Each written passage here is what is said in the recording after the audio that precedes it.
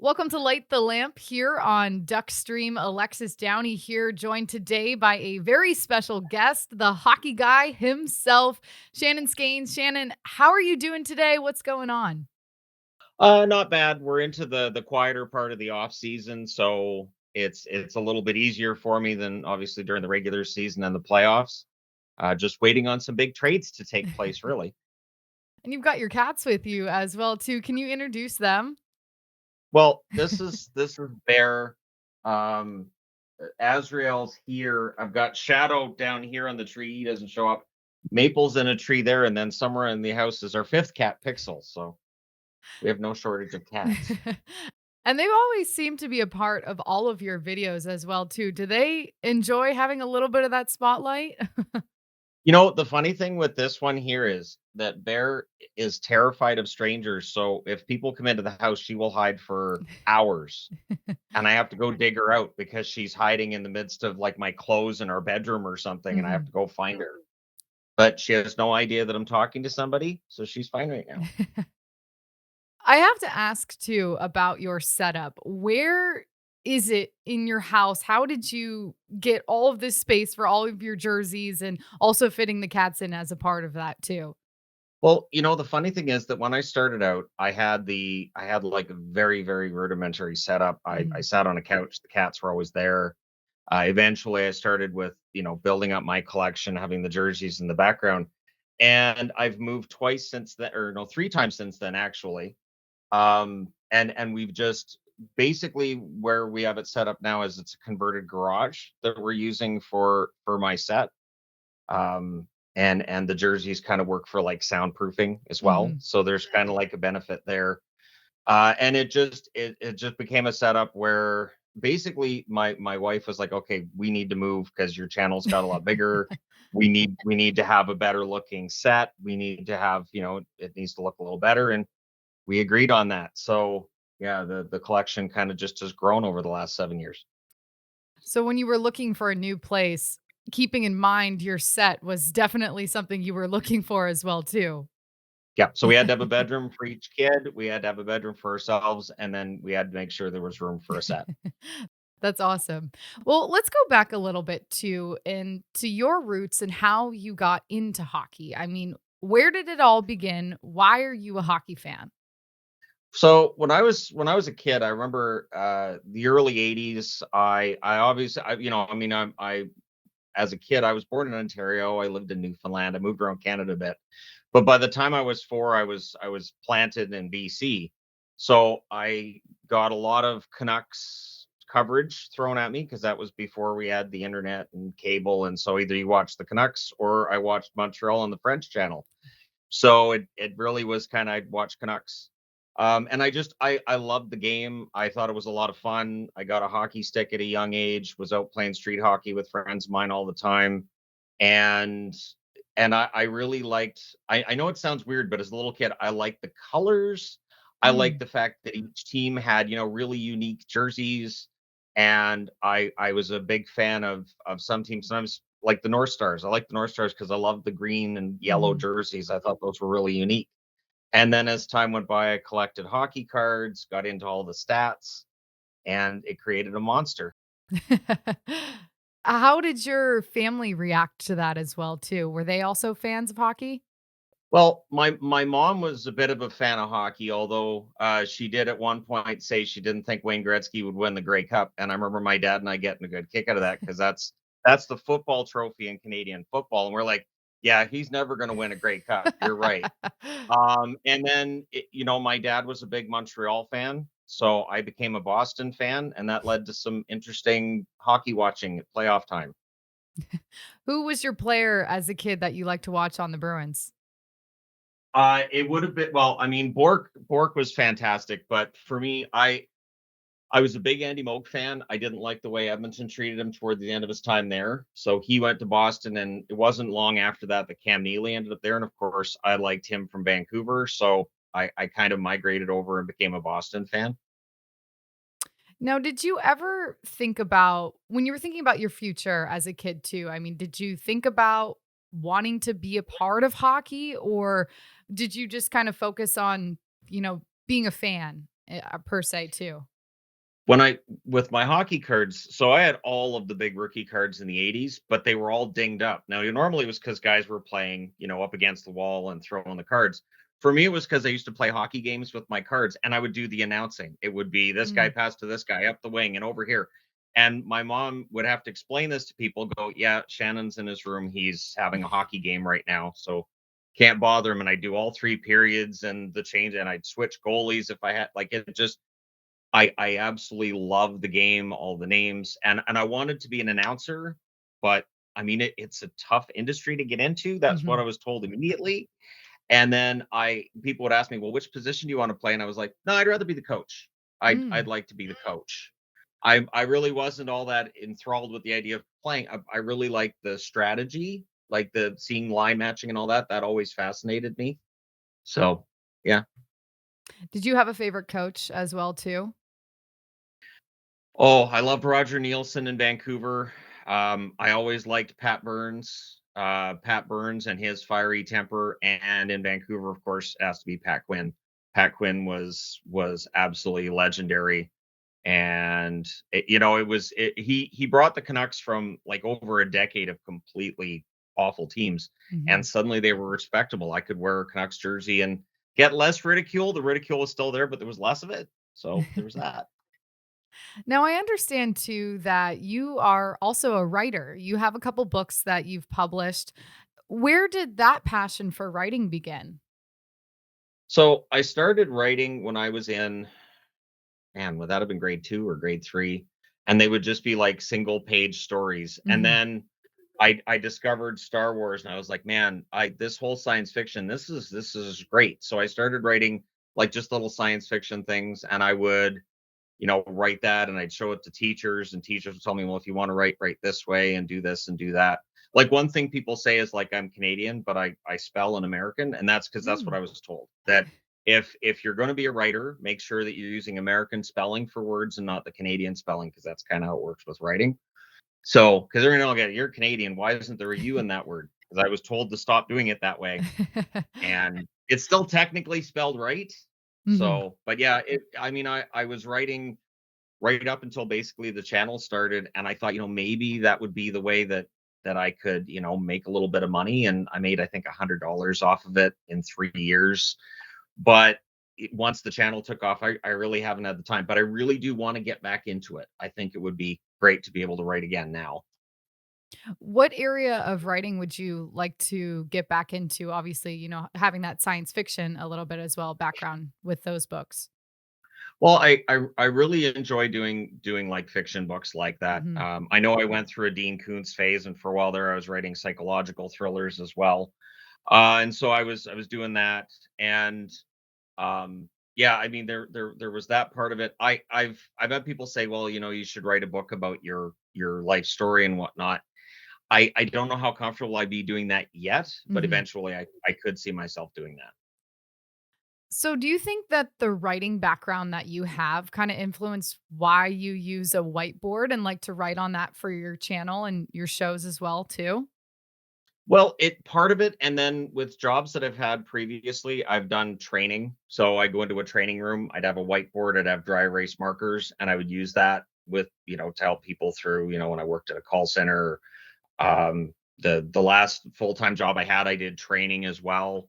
And I was a first aid attendant, so I had to do all kinds of paperwork, and I'd have to explain things to workers comp or to whoever. Like I've just always been at jobs, I've always been explaining things, and I just find with the whiteboard and the markers, it also works for me because Mhm. sometimes I would do at the start, I didn't have the whiteboard.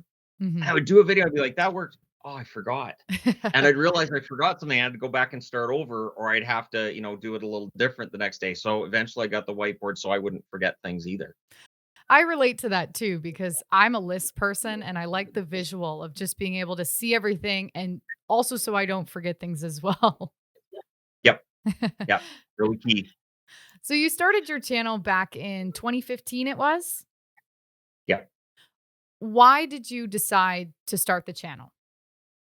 It really was that my kids had kind of grown up, and I didn't do very much socially. So I just started making YouTube videos. I always thought, well, this is good. And I have family that's on the East Coast of Canada that I never see. So I thought, well, it'd be fun to make videos, share it with family back east, and they'll get to see me, and they haven't seen me since I was a little kid. And my father had passed, so I thought it was important for me to have that connection with family back there. And then I tried doing like Doctor Who reviews, which went nowhere. And then I did a video on hockey and just as sort of a whatever, and it took off. And I was like, okay, so the Doctor Who thing's not going to work out because I'm just some Canadian dude in an apartment. But the hockey thing, there might be something to this. And I realized too that, and I mean, for me, I I take for granted all the stuff I remember from the 80s and the 90s, but most of the viewing audience on YouTube is late teens, early 20s. Mhm. So they wouldn't know a lot of that. And that's something my wife sometimes has to tell me, like, they wouldn't know that. I'm like, okay, yeah, all right, I'll include that in the video. You're right. But yeah, it just felt like maybe me being older, maybe that worked to my benefit a little bit because it was different than other channels, but Mhm. I mean, it worked. What did your family and friends think when you started the channel?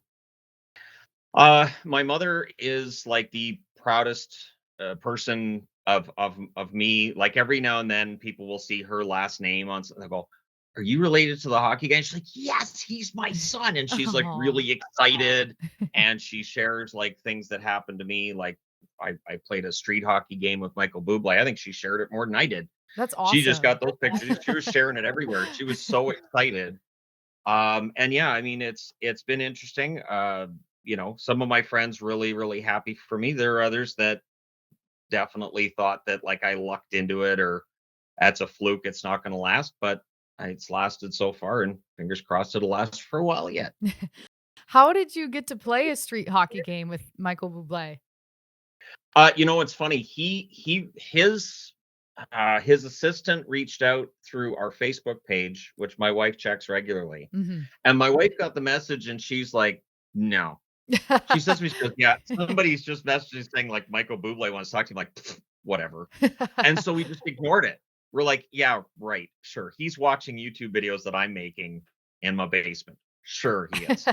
And so he ended up actually having to call. He phoned us. He's like, Wow. "No, it's me." And it was a video call. He's like, "It's me.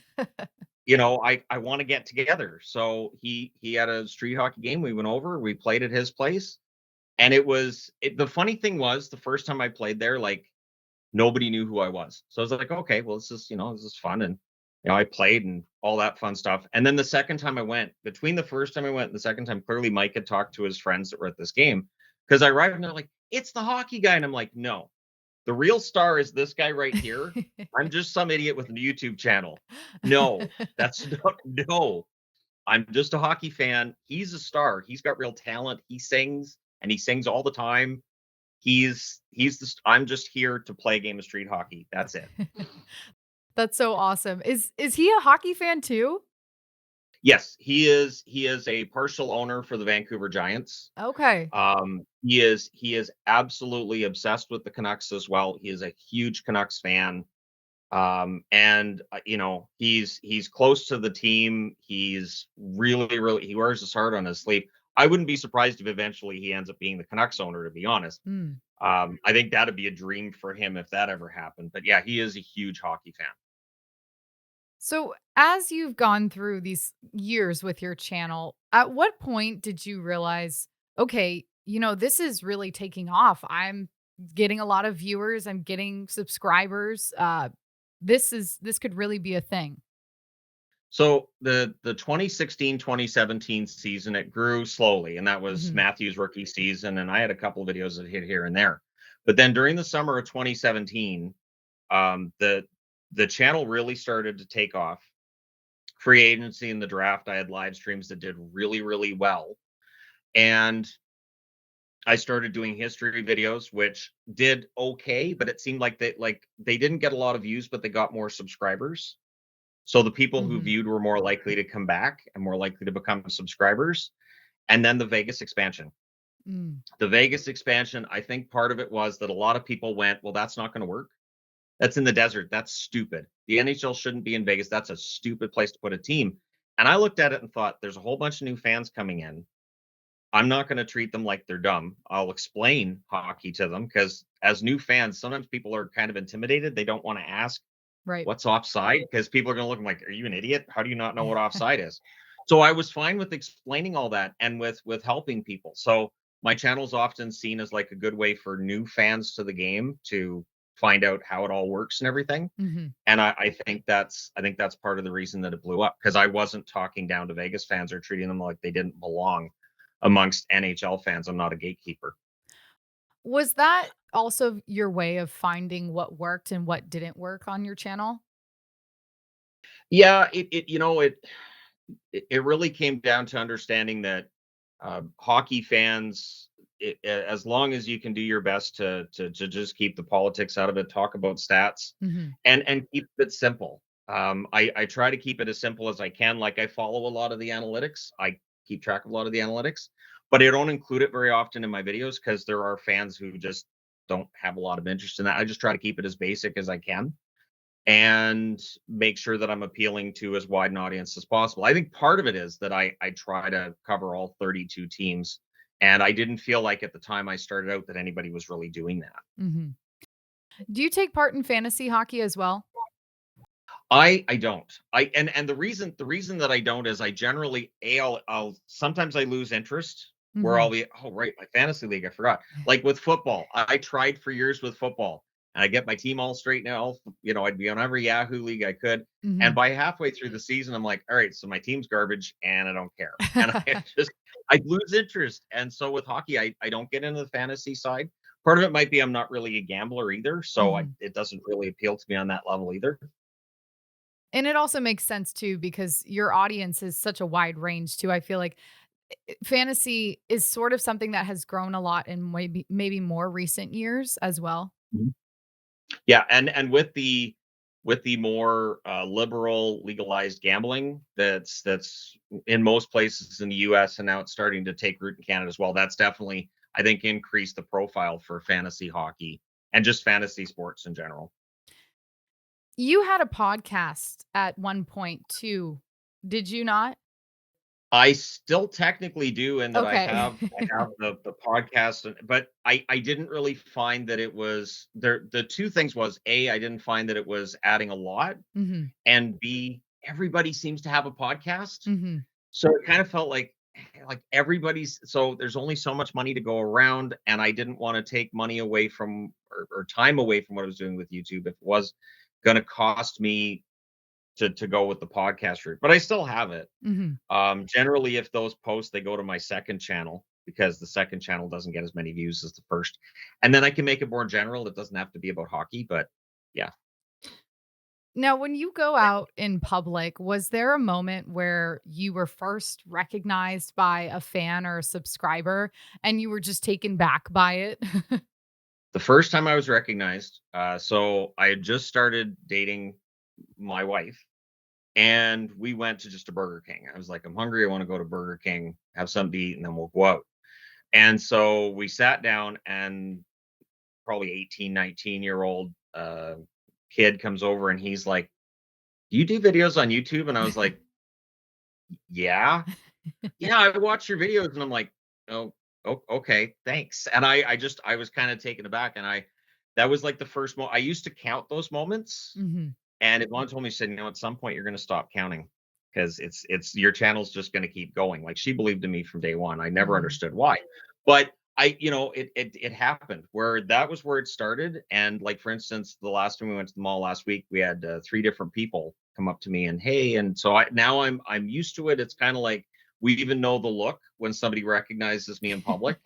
They kind of do the and it's like, yeah, you're gonna wanna go over and say hi to him because he's been looking at you for the last 5 minutes. And it's like, okay. But yeah, that first time, it was really weird because up until then, like, I hadn't like, I make these videos and I post them, I hadn't equated that anybody was watching them. Mhm. Actual people were watching them. So that was where it got kinda weird. Being at an NHL game, have you been in that scenario where you've also been recognized? Yes, especially in Vancouver. In Mhm. Vancouver, I know it will happen. There's subscribers to the channel I've become friends with through the games we have locally, the street hockey games I play with subscribers. So Mhm. if I'm at a game, I'll tell them where I am. They'll come over, and usually that'll attract more attention. But yeah, I mean, it's flattering. Yeah, I was right. Like when we were in Anaheim and we went to a couple of Ducks games a few years ago, there were a couple of fans of the channel that came over. So, I mean, it's humbling, and it's still weird to me because I've always put it like, for the first 42 years of my life, nobody cared what I said about hockey, and all of a sudden, yeah, it's quite the adjustment to make. You talked about how much of a supporter your mom is for you, but as far as your family and your wife too, you mentioned her just believing in you from the very beginning. How much does that how much excitement and comfort does that give you every day and whenever you get on your channel and do your shows, just knowing that, they're behind you as well? It really helps, and I mean, I do all the video stuff, but she does a lot of the other stuff. She does a lot of the social media stuff, and there's times where, something's going on in the Discord, and she has to take care of it on the Discord and whatever else. But she's always been there. She's always been supportive. I always tell her, for the fact that she married somebody that's basically another kid for her, I think she's a pretty good sport. Um, I mean, it definitely doesn't look like an adult lives in this room, so I give her kudos for that. But yeah, it does make a big difference. It absolutely makes a huge difference to have somebody that's in your corner, and that every day, you're going to wake up and you're going to have that help and support. Now, your channel has such a wide reach with hockey fans as well too, and I know one of those people was Brody Hines, and he was a member of the Humboldt Broncos, who Yeah. sadly passed away in 2018. Can you talk about the impact that he had on you as well? Brody, he was a commenter on the channel who, right from the beginning, was one of the first subscribers that I had. He was very into the analytics when I wasn't. I was really into just the standard stats. I really didn't get into the analytics. So the Humboldt accident really hit a lot of hockey fans pretty hard because it just seemed so senseless and they were so young. Mhm. And so we put together a tournament in his honor, that we had in 2018 and 2019. We had a member of his family actually come out and played with us both times as well. And so we did that for fundraising, and it really started to build the community. And so Brody really did help to jumpstart. I don't know if I would have had the street hockey games that we have every couple of weeks during the off season, if not for that, and if not for the fact that I realized, like, there's a community here. Let's rally. Let's get something good to come out of this tragic incident. It's really beautiful that you were able to be a part of creating that and, keeping that spirit too. Yeah, I think that's important. And I mean, we have subscribers that we're close to. We've had a couple of times where subscribers are having a really difficult time, and if we're friends with them, like, we'll get in the car and we'll drive. We'll be like, "Where are you?" We'll come out and hang out with you for Mm. a bit. What are you doing? So I think that's really important. And I mean, we know with young men you're not supposed to show emotions, and not so I mean, when they feel like they're on the edge, yeah, I mean, I'm there for them if I can be. Mm. Let's talk about all of your jerseys as as well behind you because you have so many. How many exactly do you have? Oh, the how many If you know. is really difficult to answer because I replaced the Reeboks with the Adidas, but we've still got the Reeboks. We sometimes bring those to meetups so the guys that don't have hockey jerseys, they can wear one of mine. I know in this, for what I'm organizing them for, it's roughly 600 in this Wow. collection here. I've got other racks, and then of course I've got a second channel, which is like the entertainment guide. So Mhm. I've got jerseys for that channel as well. I've got about 50 for that channel too. So it's a lot. It's a lot, but at least now I basically have it. If it's been manufactured in the last 30 years, I have it. So that's made live streams a lot easier because anytime somebody's like, "Do you have this jersey?" I just say yes, because if it's been manufactured, I have it. Why did you want to start collecting them? See, so when the channel started up, I my goal was always to have one for each team. Mhm. And I used to like to wear jerseys out and about. And the funny thing was, when you're out wearing a jersey, and at least around here, guys will yell out the window that that team sucks. Which, if I'm wearing a team that I don't like, I'm like, cool. All right, yeah, no, we can agree on that. Awesome. Yeah, good call, guys. But I really enjoyed wearing them, and so they're comfortable. If you gain weight, you lose weight, still fits just the same basically. And yeah, I just really, like I said before, I like the colors. And then it became I'd like to get the one that these teams wore in the 80s, maybe some of the 90s ones, some of the uglier ones. And so then I had people saying, you're getting older, you shouldn't be wearing jerseys, you should be wearing, and it's your standard, Mhm. uh, flannel and crap. And I was like, no. So I kind of rebelled and went the other way. Like, no, I like what I'm wearing, so I'll just get more jerseys then. And then as the channel grew, the collection did as well. As far as players, do you like to get the jerseys with players' names on the back, or do you like them more plain?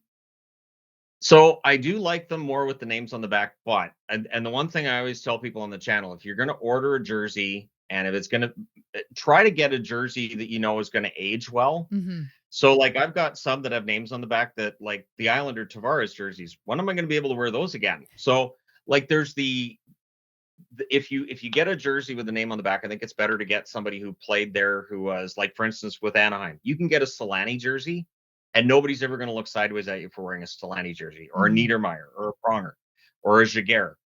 But if you get somebody who's a current player, they might have a messy divorce with the team later, and then suddenly that jersey's not as good. So I prefer the older players or a plain jersey, and I only get one with the player's name on the back that's current if it's one of my favorite players, or if I'm getting it on sale, getting it really dirt cheap. This might be a difficult question, but do you have an all-time favorite? My all-time favorite, the Kings, the black Kings jersey with the coat of arms on the front. So when they had the black, purple, and silver scheme, Mhm. I think that was the best colors they ever had. I think that if LA incorporated purple into their look a little bit more, it would be better. But that's just me.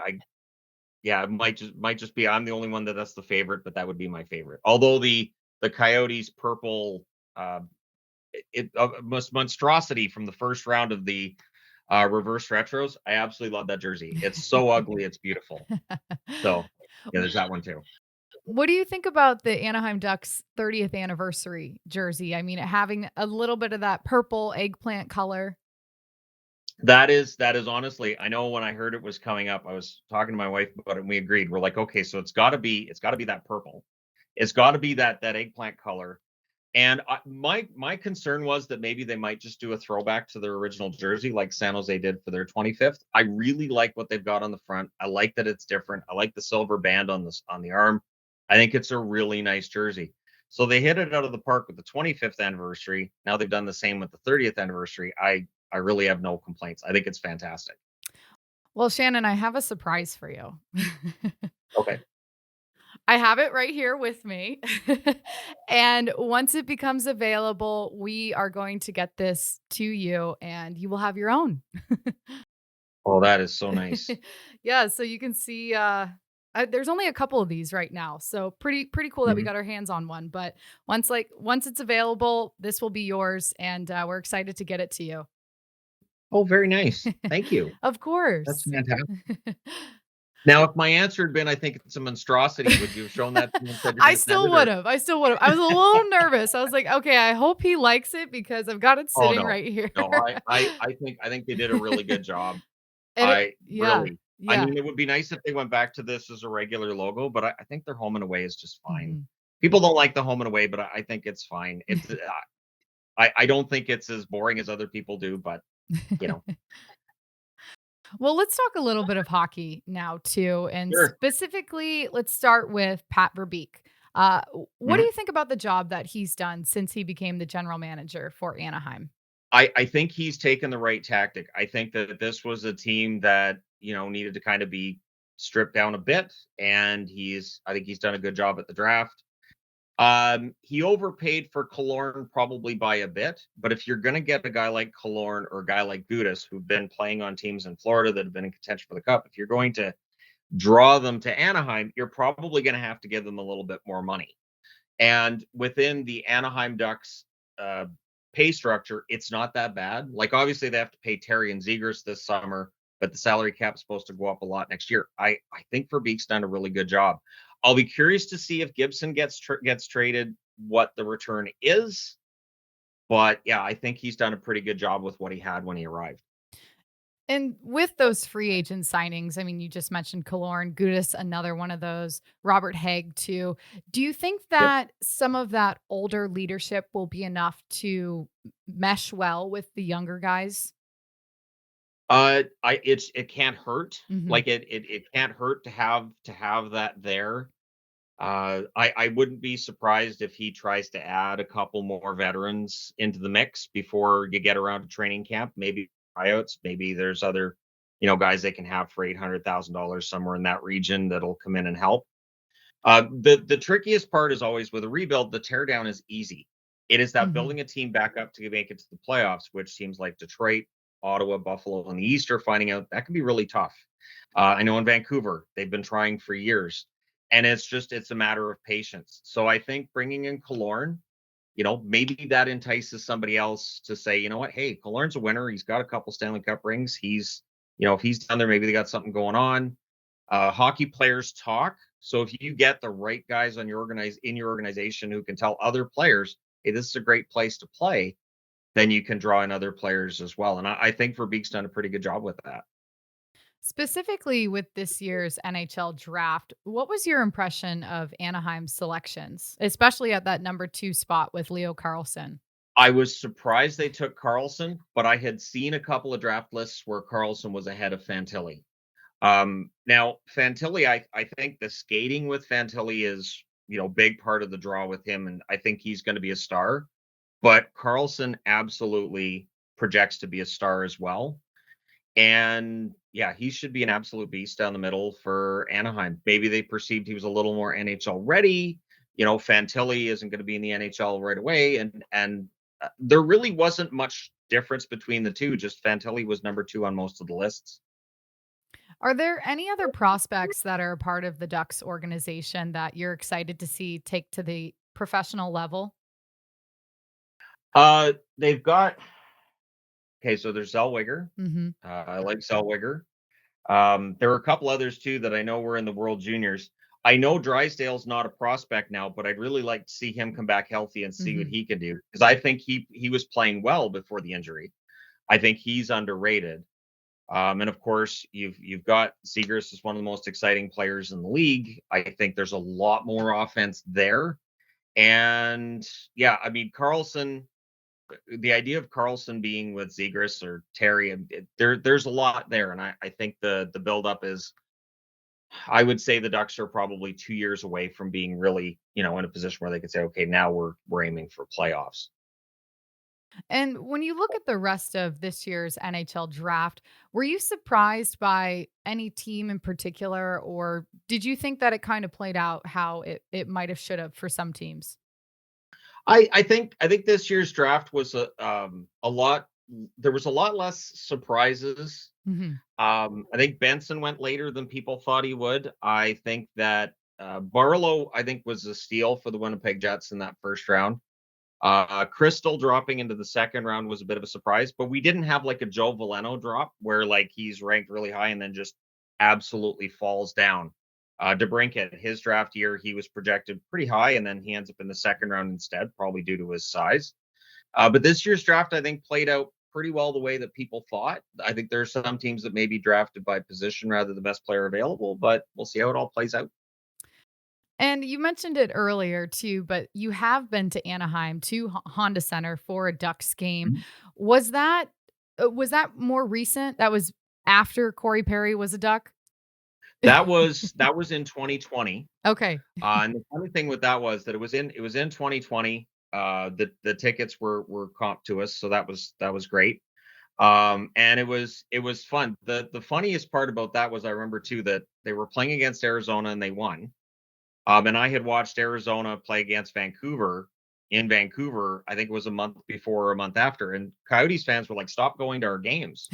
They get killed when you go to our games." And then I could come out and say, "Look, I don't see there's a problem with the Ducks because they looked fine when I watched them." So and I like Grant. I thought, I'm a big Derek Grant fan. I might be one of the few, but I mean, it's fun. And Gibson, of course, I think is a better goalie than he sometimes gets credit for around the league. I think he gets frustrated sometimes with the, 50, 60 shots against per game, and I don't know that I necessarily blame him. Right. You're also a goalie fan overall too, right? Oh, absolutely. I've got a lot of autographed pictures, and most of them are of goalies. I because honestly, to me, there is nothing to me crazier than goalies that are willing to stand in the way of 95, 100-mile-an-hour pucks. I Mhm. think the I'm just with being you. willing to do that is insane, and when people say, "Well, 80s goalies and they don't respect them," you kidding me? They barely had any equipment on. They're still blocking 85-mile-an-hour shots. And I still, if you're 5'6" and you're still so willing to stand in front of a 85-mile-an-hour shot, full props to you because my answer would be no. Be like, "There's the net. Go ahead." No, no. You never wanted to be a goalie? No, I know when we played street hockey, there were times when I was just playing with my friends, I'd play goaltender, but in general, I just it's not for me. Defense, sure, but goaltending, not so much. I know also that you were more keen to the Ducks once Ryan Miller got to the Ducks as well too. Are you still a fan of his? I still have a jersey of Ryan Miller's with each team he played with. Mhm. I know when I ordered an Anaheim Ducks jersey and it was like, all right, who am I going to put on? Well, Ryan Miller, because I had Buffalo, I had St. Louis, I had Vancouver. And so having Miller with the Ducks on my Ducks jersey just rounded out the collection. What I liked with Ryan Miller was that no matter how bad the game was going, no matter how bad the team in front of him was, he never complained. Mhm. He could allow 5 goals in a game and it never seemed to phase him, and he gave the same effort in minute 59 of a game that he did in the first or second minute, no matter what the score was, so I had nothing but respect for him. Is there a Ducks player that you'd like to see their jersey retired in the rafters at Honda Center? Well, I'm kinda surprised they haven't retired Getzlaf's yet, but Mhm. I think the best way they could do this is when Corey Perry's career is done, retire them both the same night. Mm. Have a night where it's Getzlaf and Perry night, and then you could have like the '07 team. You could have like a reunion kind of thing for that. And yeah, I think those two are to me really, really obvious. Obviously, Jaguars, I don't think Jaguars has been worn since he left the team. I don't think. I don't think it's officially retired, but I mean, heck, you could retire all three, and I don't think anybody would complain.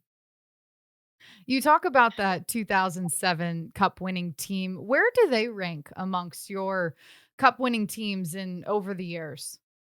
So man for man, they didn't have the explosive offense of like an Oilers team in the '80s or just the huge amount of star power that the Penguins had in the early '90s. But when you have Niedermeyer and Pronger both on your team, it's kind of unfair to everybody else.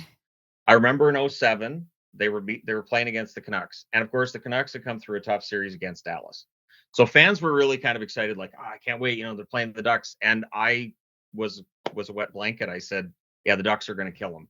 I said maybe it'll go 5. But I said, "Yeah, the Ducks because the defense with Jaguar and net, they were so well coached. They were such a smart team."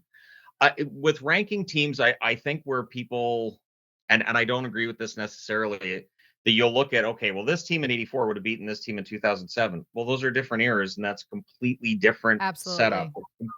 It's a completely different game. Mhm. For the style of hockey that was being played in 2007, the Ducks were the perfect team, and I think that they're a little bit underrated because Getzlaf and Perry were just starting out. They weren't as well known as they would be later. Solani, obviously a Hall of Famer. Niedermeyer and Pronger Hall of Famers. Jaguar probably should be in the Hall of Fame, and Getzlaf and Perry likely get there as well. I think it's a team that, as years go by, people will respect that team a little more. I was always a big Andy McDonald fan too, Mm. so as much as I didn't like seeing the Ducks win that Stanley Cup on that level, I had nothing but respect for them. They just looked like everything fell into place that year and it was kind of perfect. And I mean, they weren't able to repeat, but I think that 2017 was really, really good. In a 7-game series against some of those really star-studded teams Mhm. from the past or from recent, I think they would have done quite well. Were you surprised this past season when Vegas won the cup? I mean, I do my power rankings every week, and during the regular season, there were a lot of people that thought I was overrating Vegas. I usually had them in the top 5, Mm, and even when they weren't top 5 in the standings, 4 lines, really good top 6 defensemen. It doesn't matter who's in net, they win, and that's a key thing, that it didn't matter how many goalies they were without, they just kept winning. mhm, Maybe not as much when you lost Thompson and you'd lost Leonard, but still the fact they were winning as much as they were was really impressive. I really thought that Edmonton, this might be their year to go to the final, but it just didn't work out that way for them. I think Vegas, uh, I mean, they got there in 6 years. Bill Foley got what he wanted. He got mhm. that cup in 6 years. I don't think they repeat next year, but I mean, they absolutely could. What teams make you curious about their seasons going into next year? I mean, obviously, it's really early to look at season previews, but are there any that you feel they've made some strides in this off season that they could be more competitive this year? I do like Detroit's additions, and I'm Mm, probably the only one that after day 1 of free agency said, "I like what Yzerman's doing," because people didn't like the Compher contract, they didn't like the Hall contract, but I understood what he was doing, and they had the cap space to make those moves. And then the DeBrincat trade, if DeBrincat plays as well in Detroit as he did in Chicago, they're right there. mhm, Ottawa wasn't that far off by the end of the year either, and then out west, with the change in Calgary and the fact that there seems to be everybody in Calgary wants out or whatever's going on with Calgary, they're going to be fascinating to watch along with the Jets. The Jets, the Dubois trade I liked for both teams. And mm. so, yeah, we'll see what they do with Hellebuck and potentially Shifley as well. Well, Shannon, we're really excited to have you in Anaheim when you make the trip out with your family. I know Disney's going to be on that list as well too. Yes, and it's just my wife and I. We Oh, took the okay. kids in January and February, so the kids have had their trip to Disney. This is the adult trip to Disney. Nice. This is we don't have to wait in line for 2 hours for the ride the kids want. We can just hang out and do our thing, and yeah, we're gonna have fun with it. Awesome. Well, it's been so much fun having you on Light the Lamp today on Duck Stream. Really awesome getting to know more about you and all the success that you've had as the hockey guy, too. Thanks for having me on.